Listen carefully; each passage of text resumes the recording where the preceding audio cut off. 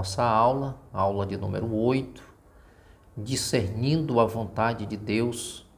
Isso é importante. Como discernir a vontade de Deus? Nós temos aqui dois objetivos importantes. O primeiro objetivo é entender que Deus ele tem um plano perfeito para cada um de nós. E conhecer as promessas de Deus relacionadas com o discernimento de sua vontade para a nossa vida. Isso é importante. O segundo objetivo da nossa aula de hoje é aprender algumas atitudes práticas através das quais podemos discernir a vontade de Deus para nós. Então, esse é o segundo objetivo. Então, papel e caneta na mão. Então, vamos lá, trazendo aqui a primeira definição, discernindo a vontade de Deus. Como é que eu posso discernir a vontade de Deus? É importante a gente observar um dos benefícios, da nossa salvação em Cristo, é a promessa de orientação que temos da parte de Deus, Já não somos vítimas do acaso, de forma nenhuma. Nem nós dependemos de nossos limitados recursos no planejamento do futuro. Agora nós podemos ter certeza de que há a possibilidade de termos uma vida abundante, com um propósito certo de se permanecermos no centro da vontade de Deus. O objetivo aqui dessa lição é levar você a dirigir sua vida de acordo com a vontade de Deus. Então esse é o propósito. Nós venhamos dirigir a nossa vida de acordo com a vontade de Deus. E isso é tão importante, isso vai nos remeter para a aula passada, que quando nós somos dirigidos pelo Espírito Santo de Deus, isso vai trazer para nós essa segurança. É isso que o propósito de discernir a vontade de Deus é porque vai promover em nós segurança. Porque, queridos, você aluno que está assistindo às aulas, nós temos um propósito, nós precisamos buscar essa orientação de Deus para nós andarmos na vontade de Deus. Andar na vontade de Deus é permitir que sermos conduzidos por Ele, e Ele transmite-nos para cada um de nós o propósito do chamado na vida de cada um. Então Deus ele nos chama com propósito. E é tão importante que quando nós temos esse entendimento, nós vamos observar um plano geral de Deus para a nossa vida. A gente vai compreender isso. Observe o que diz assim: eu é que sei os pensamentos que tenho a vosso respeito, diz o Senhor. Pensamentos de paz e não de mal. E outra coisa que ele fala aqui: para vos dar o fim que desejais. Jeremias 29, verso 11. O Senhor que diz assim: eu é que sei qual é o pensamento que eu tenho a respeito de vocês. E o pensamento que Deus tem a nosso respeito é de nos fazer prosperar, é de nos fazer subir, é de sermos, eu vou parafrasear, de sermos vencedores. Essa é uma visão geral, é um plano geral de Deus para nós. Ou seja, o pensamento de Deus é de nos fazer subir, é de nos fazer prosperar, crescer e sermos realmente abençoados. Outra coisa que ele fala aqui, que nesse plano, é: não vos conformeis com este século, mas transformai-vos pela renovação da vossa mente, para que experimenteis qual seja a boa, agradável e perfeita vontade de Deus. Romanos capítulo 12, verso 2. Ou seja, o plano geral de Deus para nós e os pensamentos dele são bons. É de nos fazer crescer e de prosperar. Mas de contrapartida, o Senhor diz assim, olha, não vos conformeis com esse mundo. Não vos conformeis com esse século, mas transformai-vos pela renovação do vosso entendimento, para que podeis experimentar a boa, agradável e perfeita vontade de Deus.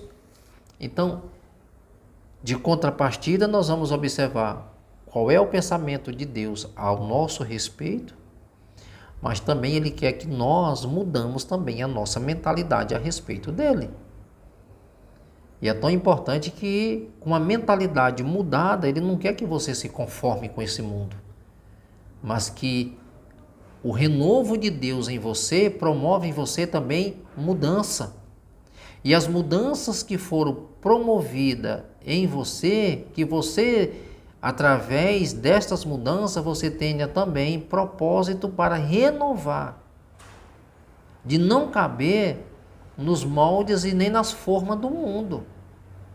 É isso que ele está dizendo, ou seja, não se compare e não se anivele às propostas do mundo, mas pelo contrário, tu tem uma mente renovada porque você nasceu de novo. Então, se você nasceu de novo, tudo em você é novo. E você vai experimentar da boa e da perfeita e da agradável vontade de Deus. Isso é excelente. Outra coisa que ele mostra aqui, ele diz assim, estes versículos apresentam um belíssimo quadro da vontade de Deus para a vida de cada crente. Seu plano para a nossa vida nunca é para o mal, mas sim para o bem, para o nosso bem. Temos a esperança de um maravilhoso futuro como filhos de Deus, tanto na vida presente como na eternidade. A vontade de Deus para a nossa vida, como está revelada em Romanos 12, 2, apresenta 3 elementos básicos. Primeiro, a vontade de Deus é boa. Em segundo lugar, a vontade de Deus sempre será agradável para nos em nós, em todos os aspectos. E em terceiro lugar, a vontade de Deus revela-se perfeita. O plano de Deus para a nossa vida é um plano totalmente perfeito, pois Deus é perfeito. Qualquer outro plano é inferior a este. Ele não diz respeito apenas à nossa vida espiritual, mas a todos os aspectos da nossa existência. Então, observe claramente qual é o plano de Deus para nós. Qual é a vontade de Deus para nós. Então, deve-se observar claramente para que nós venhamos experimentar da boa. A vontade de Deus para nós é bom. A segunda, perfeita. A vontade de Deus é perfeita. E a terceira, agradável. Em terceiro lugar, ele fala da vontade de Deus, revela a perfeito plano de Deus para nós. Então, não vos conformeis com este mundo, mas transformai-vos pela renovação da vossa mente, para que podeis experimentar da boa, perfeita e agradável vontade de Deus. Olha a outra aqui. Promessas relacionadas com o discernimento da vontade de Deus. Como é que eu vou discernir isso? Isso é importante. Ore, peça, que Deus dará a você o espírito de discernimento. A Bíblia contém várias promessas relativas ao discernimento da vontade de Deus. Vejamos os principais. Deus promete dar-nos orientações definidas quando procuramos saber a vontade dele em determinadas questões. Podemos crer que recebemos direção. Salmo 24, verso 10. Isaías 30, verso 20 e 21.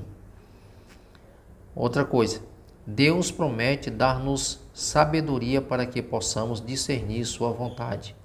Em alguns casos, Deus deixa de revelar-nos algo pelo fato de não estarmos preparados. Aqui é uma questão importante que tem muita gente que ora e não recebe. Porque às vezes aquilo que você está pedindo para Deus, você não está preparado para receber. E por isso há esse espaço de tempo. Aí você diz, Deus não está me ouvindo, Ele está. Você é que não está preparado para receber o que Deus tem. Então é necessário que nós tenhamos um preparo para que Deus venha dar o que Ele tem prometido. Terceiro, Deus promete operar em nosso interior para fazer com que desejamos realizar a sua vontade. Isso aqui é maravilhoso. Então Deus, Ele promete operar no nosso interior, ou seja, transformar-nos. Porque assim, você novo convertido, a transformação de Deus em nós não é de fora para dentro, não. É de dentro para fora. Porque Paulo ele fala em Filipenses capítulo 2, verso 13, diz assim, Deus é quem efetua em vós tanto o querer quanto o realizar. É inegável a participação de Deus aqui no quesito salvação. Então é Deus quem faz, é Deus quem efetua, é Deus quem muda, quem molda, quem transforma a nossa vida. Quarto diz assim, Deus promete corrigir-nos quando nos afastamos de sua vontade. A disciplina de Deus é guardada para seus filhos e tem como objetivo promover nosso crescimento. Olha só, você está pensando que Deus não corrige? Que Deus não disciplina? Deus, Ele disciplina. A Bíblia diz que Deus disciplina e pune todos aqueles a quem Ele ama. Então, quando nós saímos do propósito de Deus, há uma correção de Deus em nós. Para quê? Essa correção é para que haja uma mudança. Você pode conferir em Hebreus capítulo 12, a partir do versículo de número 7, você vai ver justamente esse Deus que corrige.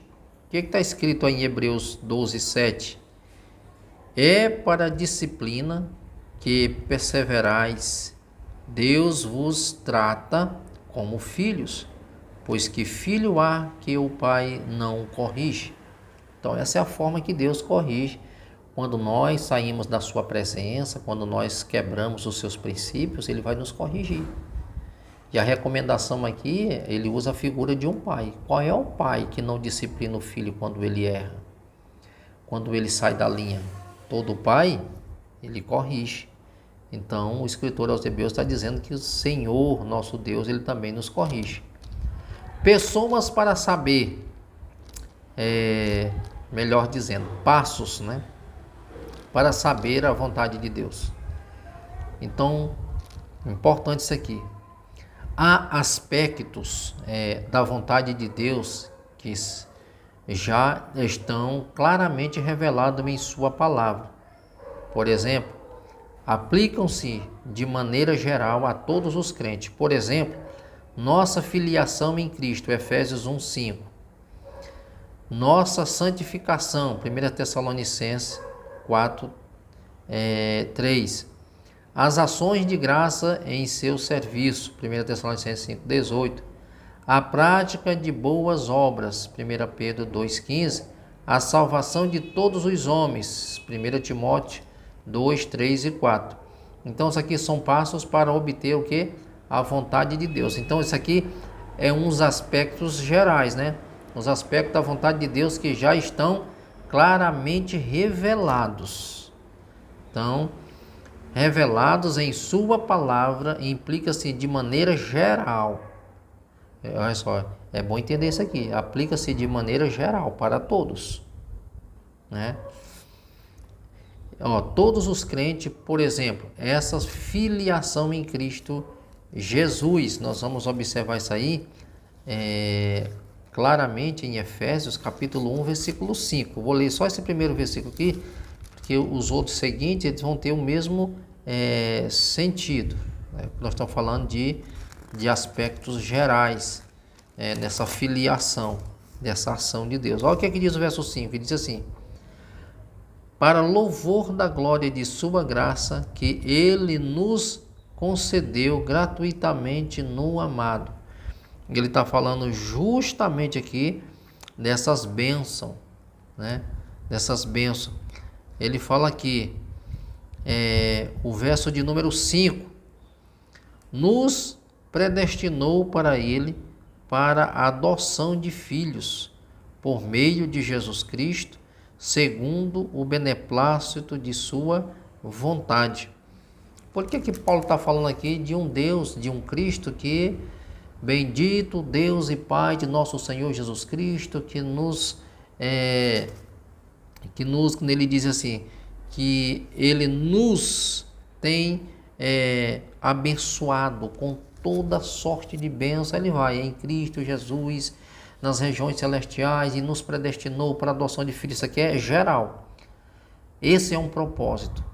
É por isso que a Bíblia diz que a vontade de Deus é que todo homem chegue ao pleno conhecimento da verdade e seja salvo, né? Esse é um dos aspectos geral. Agora tem um outro. Por um outro lado, há muitos aspectos da vontade de Deus que ainda não conhecemos. Quando buscamos orientações sobre que carreira seguir, com quem devemos nos casar, se devemos ou não mudar de emprego, estamos falando da vontade específica de Deus para nós. Existem algumas diretrizes para discernirmos a vontade de Deus em situações específicas. Ou seja, eu vou simplificar, isso aqui é algo muito pessoal. É quando você ora a Deus e qual é a vontade de Deus naquilo que você quer. Naquilo que você quer fazer. Ele usou aqui o termo casamento. A pessoa com quem você vai se casar, coloque diante de Deus. Terá a aprovação dele ou não? É de Deus ou não? Então, ele está falando aqui nesse aspecto, né, da vontade de Deus que ainda não conhecemos. Ou seja, eu estou querendo algo, eu estou pedindo algo, mas ainda não sei qual é a vontade de Deus nisso. Então é algo que eu devo consultar a Deus para que Ele possa revelar a sua vontade. Entende?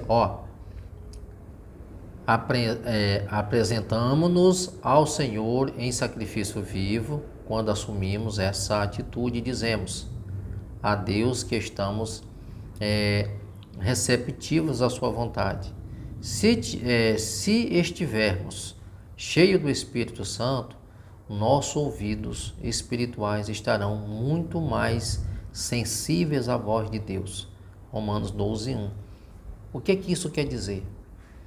Isso quer dizer que quando nós pedimos algo dessa natureza, nós temos que pedir para que Deus realize a sua vontade.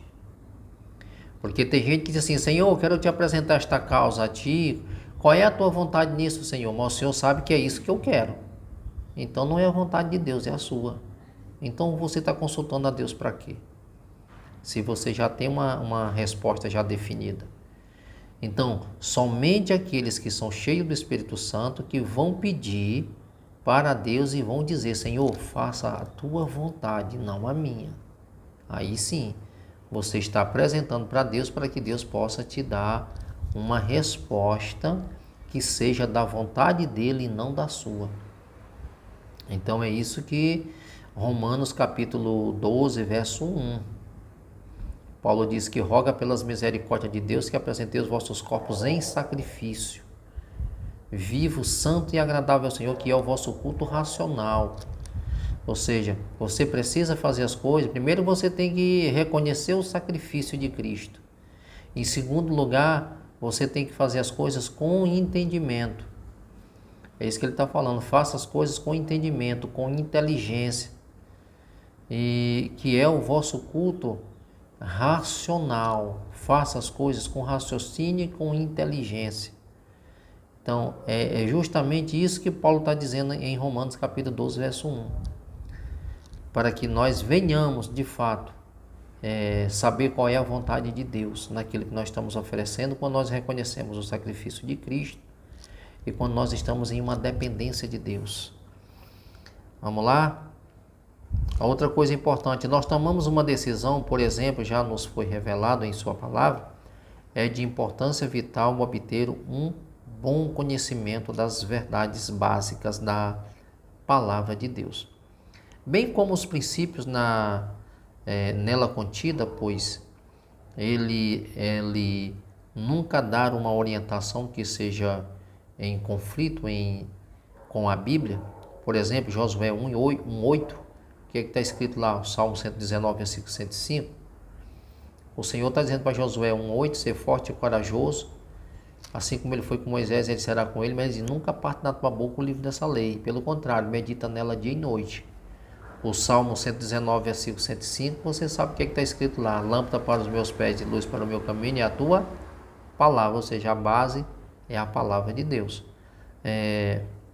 Uma outra coisa aqui, obedecer a orientação já recebida, isso é necessário por duas razões.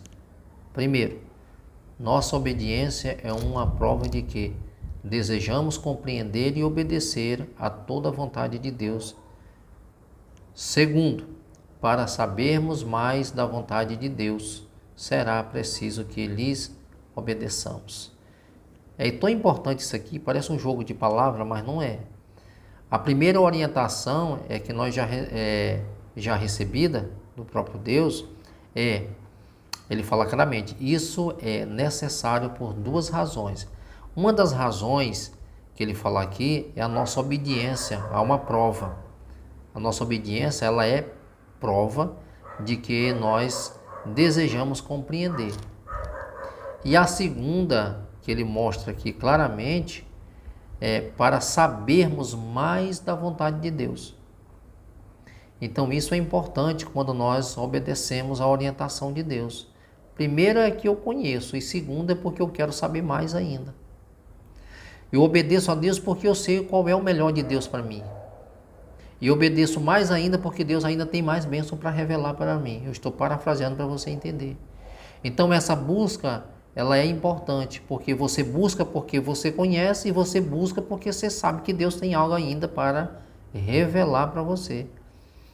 E a terceira, ele fala aqui, aconselhar-nos com crentes mais maduros, ou seja, com quem é que você está tomando conselhos?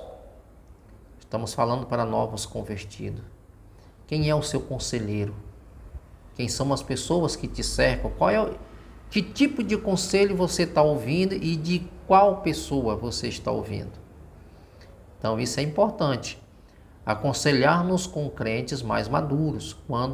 Quando fala de crente mais maduro, aqui é para novos convertidos, deixa eu te explicar uma coisa aqui também. Quando fala de crente mais maduros, não está falando de crente que tem mais anos de crente. Tem crente que tem 30, 40 anos de crente, mas não é maduro. Ele simplesmente, o tempo passou e ele não amadureceu.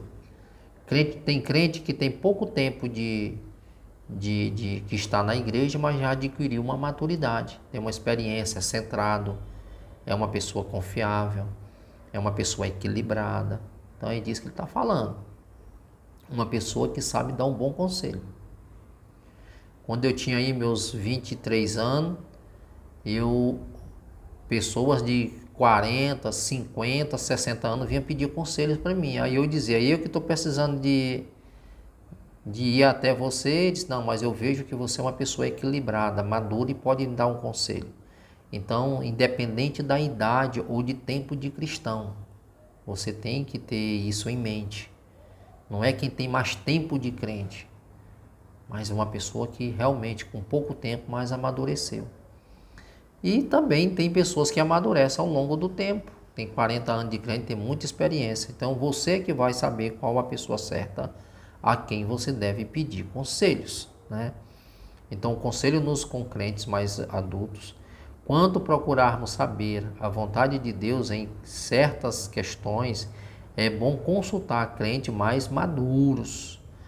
E conselhos dele pode ser bastante proveitoso por causa de seu conhecimento da Bíblia e sua sensibilidade à voz do Espírito Santo, embora não devemos esperar que eles tomem decisões por nós. Uma palavra deles poderá ser-nos muito útil, Provérbios 11, 14, Atos 13, 2. Então isso é importante. Uma pessoa que tem um certo conhecimento, é equilibrada, ele pode te dar um conselho, ele pode te orientar, mas a decisão ela sempre é sua. Você que sabe qual a decisão melhor tomar.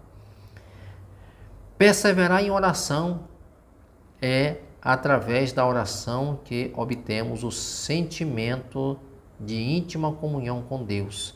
Gente, a oração ela é indispensável na vida do cristão. Porque orar, nós já vimos nas aulas passadas, orar é falar com Deus.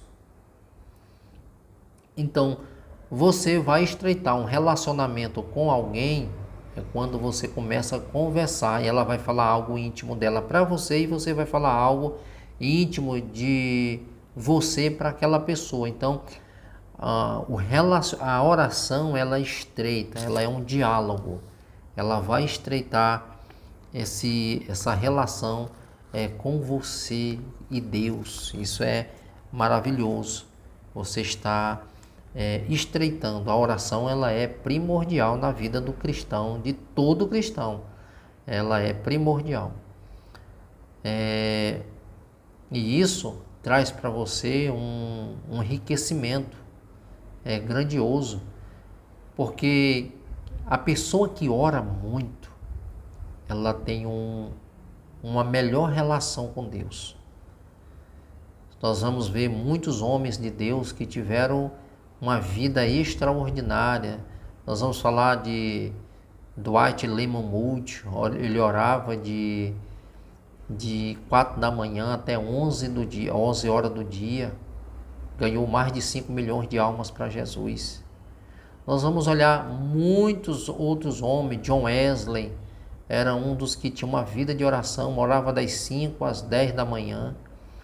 Então a gente sempre vai observar esses homens de Deus que tinham uma vida de oração. São vários aqui, eu não vou citar muito aqui, porque eu estou falando para novos convertidos, estou dando esses dois como exemplo, mas são homens que fizeram da oração o seu estilo de vida.